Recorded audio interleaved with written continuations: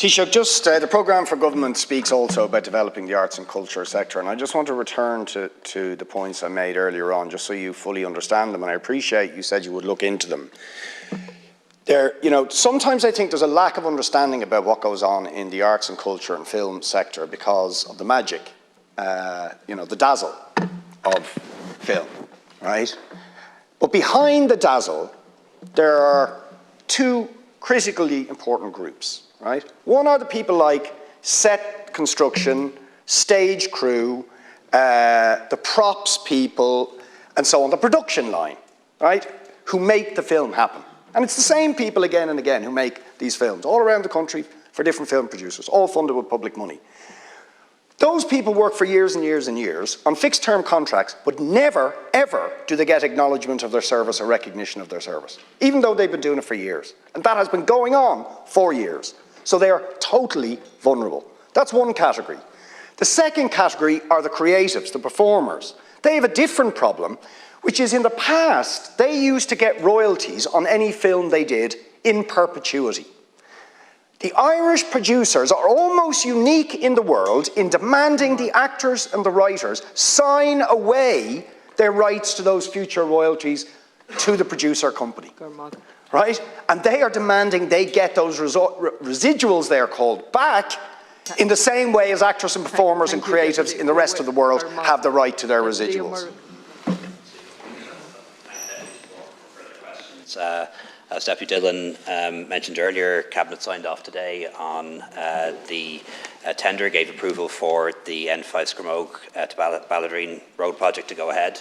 It's an investment of about €450 million and will dramatically improve access to and from County Mayo in particular, but also will have huge benefits for towns like Strokestown and French Park and Tusk in Roscommon, really taking the through traffic out. And making those towns a much nicer place in which to live and in which to visit. It is a huge investment in the west of Ireland, probably the biggest single transport project that will be approved this year by government, and comes on top of some other big transport investments in the west and the southwest. Had the pleasure earlier in the year to open the Westport to Castlebar Road. Look forward to opening the Macroom Ballyvorney bypass later on in the year. So I think for people who say that we're not investing in roads and we're not investing in the west and southwest, this is the answer. Very evident road projects opening and starting, and that pipeline continues. I agree with Deputy Dillon's call for ongoing and increased investment in roads and rail and also in our regional airports. The challenge, of course, for government is that there are limitations, other than limitations around the planning process, which can take some time and isn't always successful. There are budgetary limitations, and increasingly we're constrained less by budgets and more by the availability of skilled people, ranging from engineers to architects to quality surveyors to construction workers. So we have to programme these things out in a way that is deliverable, and need to also appreciate that by increasing budgets every year doesn't always mean that you get more. Sometimes it just drives inflation and you end up paying more for the same. And we are seeing a big issue around construction inflation at the moment. Deputy Callan raised the issue of access to Clongriffin Station for people with restricted mobilities. Wasn't aware of that as an issue. I know some very new stations like Pelletstown Station in my new constituency, they are in my existing constituency, sorry, of Dublin 7 in the new part of my constituency, cost a lot to build, but they are very, very accessible.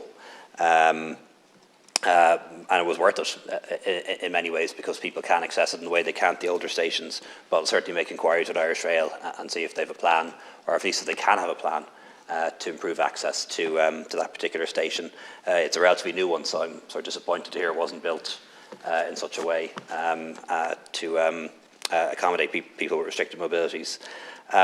Deputy Barry raised the question of 15 nurses employed by SouthDoc.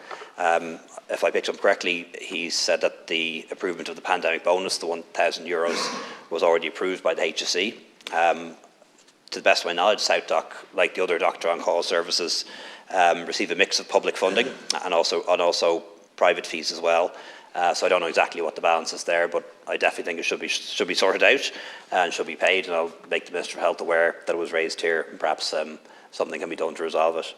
On the Section 39 bodies and pay parity, we debated this earlier on in the Dáil. There is an offer on the table, a 5% pay increase in November, 3% backdated for several months, and a commitment to further engagement, as was done in the past.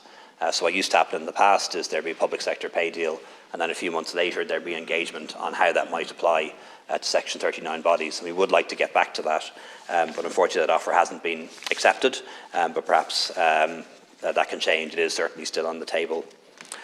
Just going back to Deputy Boyd Barrett's questions on the film and audiovisual sector, and I do know some people who work in it, and I do know that you can't produce this content or these great films and programmes that we're very proud of that showcase our country very well, if it's not for the people who act in them, who write them, and who do everything around the protection line, from riggers to cameramen to all of the people, sound engineers, all the people who are essential in this cultural industry.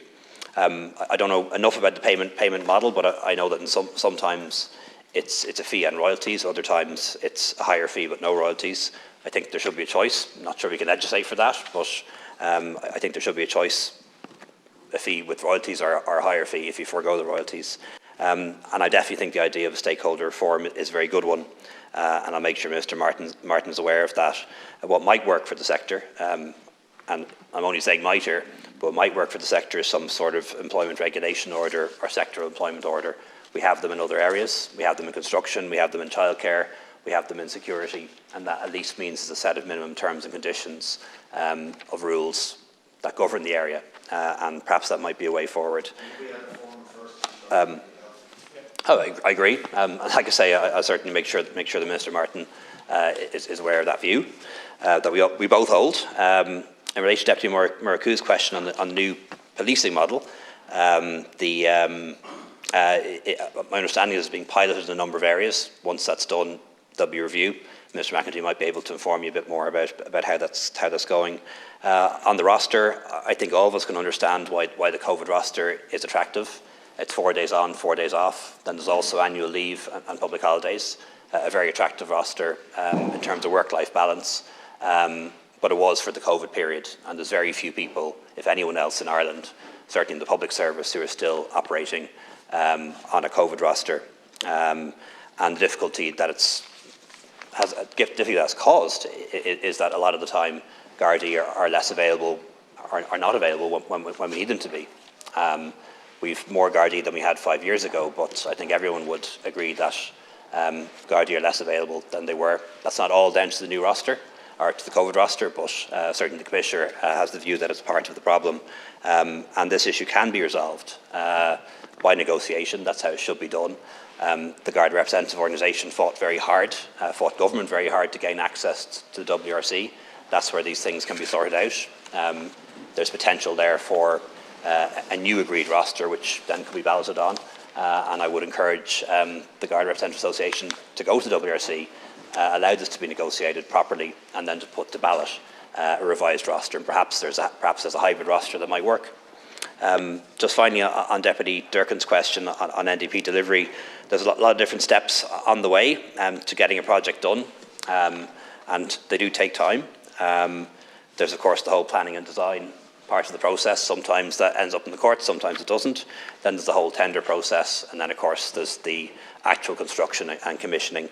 And part of the role that I've given Minister Donoghue in the Cabinet reshuffle back in December was that enhanced role of NDP delivery, making sure that projects happen, and they happen more quickly, because I'm very frustrated, and I think everyone in the House is frustrated at quite how long it takes some projects to get done, and we need to improve that.